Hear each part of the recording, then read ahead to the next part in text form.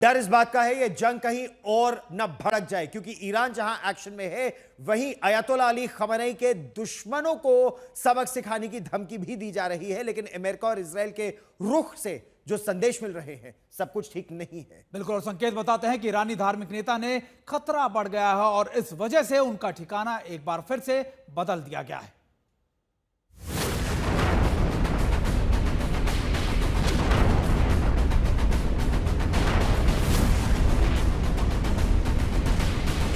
तीन परमाणु ठिकानों पर अमेरिका के हमले के बाद जब ईरान ने इजराइल पर मिसाइलें दागी तो दूसरी ओर से भी बारूदी जवाब मिला। ये तस्वीरें हैं ईरान की, जहां तेहरान समेत 3 शहरों में इजराइल ने जमकर बम बरसाए। इजराइल के 20 लड़ाकू विमानों ने देर रात ईरान के 3 शहरों को टारगेट किया और 30 बम बरसाकर हर ओर धुआं कर दिया। ईरान और बड़े जवाबी हमले का दावा कर रहा है, लेकिन सबसे बड़ा सवाल ये कि अब अमेरिका का प्लान क्या है।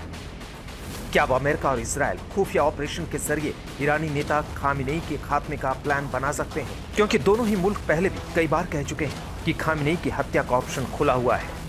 हालांकि अभी अमेरिका और इजराइल की ओर से ईरान में तख्ता पलट वाले प्लान पर अमल में लाने का प्रयास हो रहा है।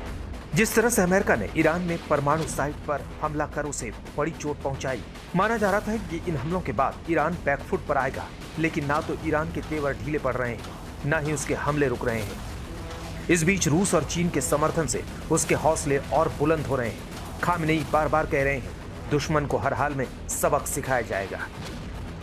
यहूदी दुश्मन ने बहुत बड़ी गलती की है, बहुत बड़ा अपराध किया है, जिसकी सजा उसे मिलनी चाहिए और उसे दी भी जा रही है।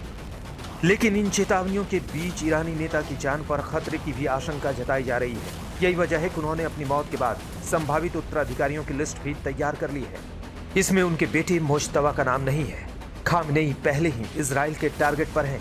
अब अमेरिका भी उन्हें हटाने पर अड़ा है, जिससे युद्ध और खतरनाक हो गया है। आज तक ब्यूरो।